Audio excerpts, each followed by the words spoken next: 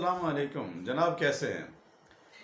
एक तो ये पहला जो वीलॉग था मेरा हज़रत मूसा अलैहिस्सलाम और उनकी कौम बनी इसराइल का, ये उसका दूसरा हिस्सा है। तो एक तो पेश की माजरत है कि हो सकता है कि ये वीलॉग थोड़ा सा लंबा हो जाए, आपको बर्दाश्त करना पड़ेगा। बहुत शुक्रिया। जब ये सारी कौम, ये 12 रस्ते, इनके लिए हज़रत मूसा अलैहिस्सलाम अपने आसा, अपना मोज़ा जो होता है उसके ज़रिए ये हो जाता है, ये सारी कौम दरिया के पार उतर जाती है।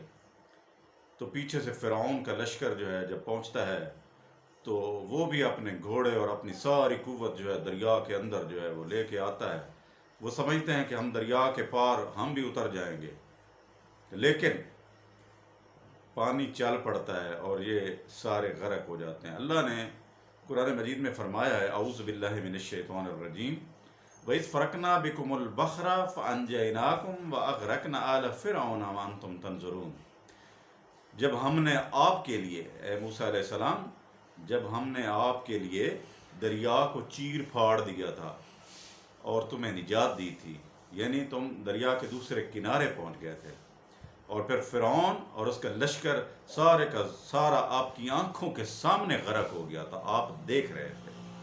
तो ये अल्लाह सुब्हानहू व तआला का निजात का एक तो वो कि अपनी दरिया के पार उतर गए थे, और दूसरा इनके मुखालिफ, अल्लाह के दुश्मन और इस्लाम के बागी और जो है वो नबियों के ना मानने वाले का ये हशर हुआ कि अल्लाह ताला ने उसको इबरत का निशान बना दिया।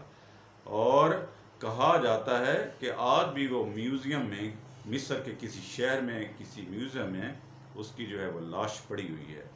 आज भी देखने वाले बताते हैं कि ये इबरत है, अल्लाह ताला ने इबरत का निशान बना दिया। एक तो जनाब ये जब सारी कौम दरिया के पार उतर जाती है, अमन और सलामती से ये जब पार हो जाते हैं, तो ये देखते हैं कि एक कौम है, कौम अमालका।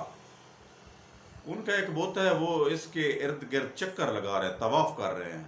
तो ये कहते हैं कि मूसा, हमें तो इन लोगों को तरीका इबादत, जो इन लोगों का तरीका है इबादत करने का, वो बड़ा भला मालूम होता है। तो क्यों ना हमारे लिए भी इसी तरह का कोई रब होना चाहिए कि हम उसकी इबादत इस तरीके से करें जिस तरीके पे ये लोग कर रहे हैं, ये कौम अमल का जिस तरह कर रही है।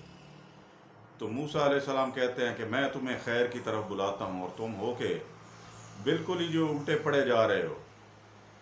तो फिर जो है ये कहते हैं कि अगर ये बात है मूसा, तो वैस कुल तुम या मूसा लन नुमिना लका हत्ता नरल्लाह जहरतन फ़अख़ज़तकुमुस्साइक़तु व अंतुम तंज़ुरून। इन्होंने कहा कि फिर ऐसा है कि मूसा, जब तक तेरे रब को हम देख नहीं लेते हम ईमान लाने वाले भी नहीं हैं।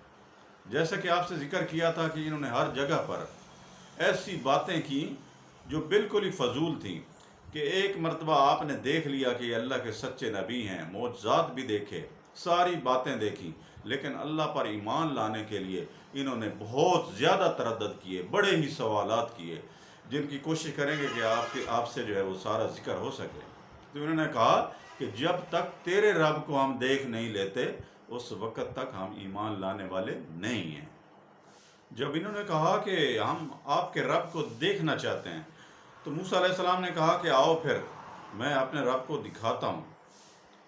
तो इन्होंने जो 12 अपने 12 कबाइल के 12 आदमी जो है वो बड़े बड़े सरदार जो थे उनके, वो निकाले, या अमीर जो उनके थे, या बड़े जो लोग थे, उन्होंने कहा कि ये देख लेंगे ना 12 आदमी, तो हम सारी कौम जो है समझ लेंगे, इस पे ईमान लेके आएंगे, आपके रब पे ईमान लेके आएंगे। ये सारी बातें जो हमें बताएंगे हमें उसका यकीन है, हम हमारे लिए ये काबिल एतमाद है।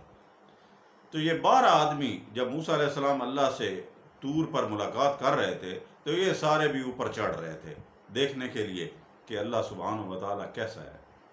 तो अल्लाह से जब मूसा अलैहिस्सलाम ने कहा कि अल्लाह मैं आपको देखना चाहता हूँ, तो अल्लाह ताला ने फरमाया कि मूसा तू मुझे नहीं देख सकता, वो सामने देख पहाड़ है, तू उसको देख। अल्लाह ताला ने उसके ऊपर अपनी तजल्ली की, अपने नूर का एक टुकड़ा, एक बहुत ही हकीर सी जो है वो रोशनी की, जिससे वो सारे का सारा पहाड़ जो है वो खाकस्तर हो गया, उड़ गया सारा, अल्लाह के गज़ब से, अल्लाह की रोशनी से, अल्लाह के नूर से وہ سارے کا سارا جو ہے وہ بسم ہو گیا۔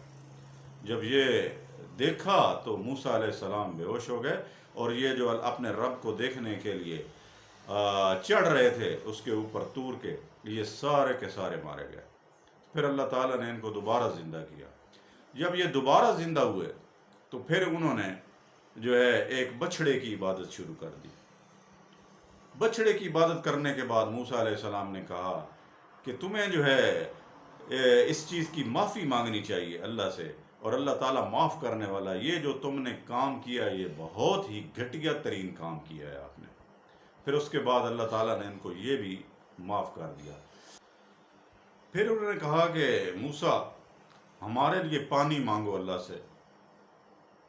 وَإِذِ اسْتَسْقَىٰ مُوسَىٰ لِقَوْمِهِ فَقُلْ نَضْرِبْ بِعَصَاكَ الْحَجَرَ فَانْفَجَرَتْ مِنْهُ اثْنَتَا عَشْرَةَ عَيْنًا قَدْ عَلِمَ كُلُّ أُنَاسٍ مَشْرَبَهُمْ كُلُوا وَاشْرَبُوا مِن رِّزْقِ اللَّهِ وَلَا تَعْثَوْا فِي الْأَرْضِ مُفْسِدِينَ۔ جب انہوں نے پانی مانگا تو موسیٰ علیہ السلام نے اپنا عصا پتھر پر مارا تو اس میں سے 12 چشمے اللہ سبحانہ و تعالی نے وہ اپنے جو ہے کرم سے، اپنی مہربانی سے نکالے، اور سارے کے سارے 12 کے 12 قبائل ان کا الگ الگ چشمہ جو ہے انہوں نے پہچان لیا، ان کے لیے الگ الگ شناخت کر دیا گیا، اور ہر قبیلہ اپنے ہی چشمے سے پانی پیتا تھا۔ یہ بھی اللہ سبحانہ و تعالیٰ کی ان پر بڑی خاص مہربانی تھی۔ یہ ایک میدان تھا، میدان طیٰ۔ اس میں یہ اللہ کی نافرمانیوں میں 40 سال تک بھٹکتے رہے۔ 40 سال تک اللہ تعالیٰ کہ جو ہے وہ غضب میں آ کے یہ 40 سال تک بھٹکتے رہے، لیکن پھر بھی اللہ سبحانہ و تعالیٰ نے ان کے اوپر سائبان کا، ایک بادل کا سایہ رکھا تاکہ انہیں گرمی محسوس نہ ہو۔ اور جب یہ اپنے رات میں اپنے خیموں کے گرد جب دیکھتے کہ ان کے خیموں کے گرد بہت بڑا اللہ تعالیٰ کا رزق من اور سلوہ اتارا ہے تو وہ بڑے ہی خوش ہوتے، لیکن اس کے باوجود بھی یہ شکر گزاری میں دور دور تک، بہت دور دور تک جو ہے ان کا کوئی عمل دخل نہیں تھا۔ بڑے ہی ناشکرے لوگ تھے۔ اللہ تعالیٰ نے جو ان کے لیے کھانا اتارا تھا، من اور سلوہ، وہ ایک قسم کا پکا پکایا ہوا کھانا ہوتا تھا۔ کہا جاتا ہے، ایک تو یہ کہا جاتا ہے کہ پکا پکایا کھانا ہوتا تھا جو ان کے خیموں کے گرد جو ہے وہ گرتا تھا، بھنا ہوا گوشت ہوتا تھا۔ تو یا یہ بھی کہا جاتا ہے کہ وہ ایک طرح کا ایک پرندہ تھا جو اللہ سبحانہ و تعالیٰ نے ان کے زیر کر دیا تھا، وہ ان کے خیموں کے ارد گرد اڑتا تھا، جس کو وہ یہ آسانی سے پکڑ لیتے تھے اور وہ اپنے آپ کو حوالے کر دیتا تھا، تو پھر اس کو پکاتے تھے۔ یہ بھی کہا جاتا ہے۔ یہ سارا کھانا اللہ تعالیٰ نے فرمایا کہ یہ پاکیزہ رزق اللہ تعالیٰ نے تم پر احسان کیا ہے، اللہ تعالیٰ نے تم پر فضیلت کی ہے۔ یہ پکا پکایا ہوا کھانا، تمہیں محنت بھی نہیں کرنی پڑتی۔ اور دوسرا جو ہے من، یہ بھی ایک قسم کا جو ہے یہ پودا تھا، یا مطلب کھانے کی چیز تھی جو اللہ سبحانہ و تعالیٰ نے ان کے لیے، وہ جہاں پہ وہ ٹھہرے ہوئے تھے تو ان کے لیے وہ وہاں پہ اگایا تھا، جس کو یہ کھاتے تھے۔ ان دونوں کا نام من اور سلوہ ہے، یہ دونوں الگ الگ تھے۔ اللہ سبحانہ و تعالیٰ نے یہ ان کے لیے رحمت کے، اپنے فضل کے دروازے کھولے تھے، جن کا اللہ سبحانہ و تعالیٰ نے اپنی نعمتوں میں کہا ہے کہ ان کا ذکر کیا کرو، ان کا ذکر کرو، ان کا شمار کرو، ان کو یاد کرو۔ تو اس کے بعد انہوں نے کہا کہ موسیٰ علیہ السلام جب یہ کھاتے رہے من اور سلوہ، اس کے بعد کہا انہوں نے کہ موسیٰ علیہ السلام، ہم تو یہ روزانہ کا من اور سلوہ کھا کھا کے تھک گئے، یہ ہم سے روزانہ نہیں کھایا جاتا۔ ہمارے لیے تو جو ہے وہ دالیں ہوں، ترکاریاں ہوں، سبزیاں ہوں، ہمارے لیے گندم ہو، ہمارے لیے پیاز ہوں، تو اس طرح کی ہمارے لیے چیزیں ہوں۔ تو انہوں نے کہا وَإِذْ قُلْتُمْ يَا مُوسَىٰ لَن نَصْبِرَ عَلَىٰ طَعَامٍ وَاحِدٍ فَادْعُ لَنَا رَبَّكَ يُخْرِجْ لَنَا مِمَّا تُنبِتُ الْأَرْضُ مِن بَقْلِهَا وَقِثَّائِهَا وَفُومِهَا وَعَدَسِهَا وَبَصَلِهَا۔ یہ ساری ایسی چیزیں ہیں جو انہوں نے مانگی۔ من اور سلوہ کے جواب میں انہوں نے یہ مانگی، گندم، پیاز اور جو دالیں، یہ ساری انہوں نے کہا کہ ہمیں تو یہ چاہیے۔ جو اللہ سبحانہ و تعالیٰ نے ان کو بغیر جو ہے کسی محنت کیے ہوئے ساری چیزیں جو ہیں مل رہی تھیں، اس نعمت کا بھی انہوں نے ناشکری کی اس کی۔ تو اللہ سبحانہ و تعالیٰ نے انہیں کہا کہ اگر یہ ساری چیزیں تمہیں چاہیے تو وہ دیکھو سامنے ایک شہر ہے، تم اس میں داخل ہو جاؤ، اور داخل ہونے کے لیے تم جو ہے اللہ سے معافی مانگو، سر جھکا کے اندر داخل ہو، اور حتت ان کا لفظ بولو تاکہ اللہ تعالیٰ تجھے معاف کر دے۔ جب یہ کہا تو اللہ تعالیٰ نے قرآن مجید میں کچھ اس طرح فرمایا ہے، وَإِذْ قُلْنَا ادْخُلُوا هَٰذِهِ الْقَرْيَةَ فَكُلُوا مِنْهَا حَيْثُ شِئْتُمْ رَغَدًا وَادْخُلُوا الْبَابَ سُجَّدًا وَقُولُوا حِطَّةٌ نَغْفِرْ لَكُمْ خَطَايَاكُمْ وَسَنَزِيدُ الْمُحْسِنِينَ کہ تم اس شہر میں داخل ہو جاؤ اور سجدہ کرتے ہوئے داخل ہو جاؤ، اور اللہ تعالیٰ سے معافی مانگو، تو اللہ تعالیٰ آپ کو معاف کر دے گا۔ تو انہوں نے کیا کیا؟ پھر انہوں نے وہی الٹا کام کیا، فَبَدَّلَ الَّذِينَ ظَلَمُوا قَوْلًا غَيْرَ الَّذِي قِيلَ لَهُمْ۔ جناب چاہیے تو یہ تھا نا کہ جو ان سے کہا گیا تھا کہ سجدہ کر کے بڑے عاجزی سے اس شہر میں داخل ہو دروازوں سے، تو بجائے اس کے کہ وہ بات مانتے، نبی کی بات پہ یہ کھڑے رہتے، انہوں نے وہ تبدیل کر دیا، لفظ بھی تبدیل کر دیا، اور جب یہ شہر کے اندر داخل ہوئے تو بڑا سینہ تان کر، بڑے اکڑ کر داخل ہوئے، اور جو لفظ ان سے کہا گیا تھا عدت ان کا، وہ بھی تبدیل کر دیا، اور اپنی طرف سے گہوں گندم جس کو کہتے ہیں وہ پکارنا شروع کر دیا۔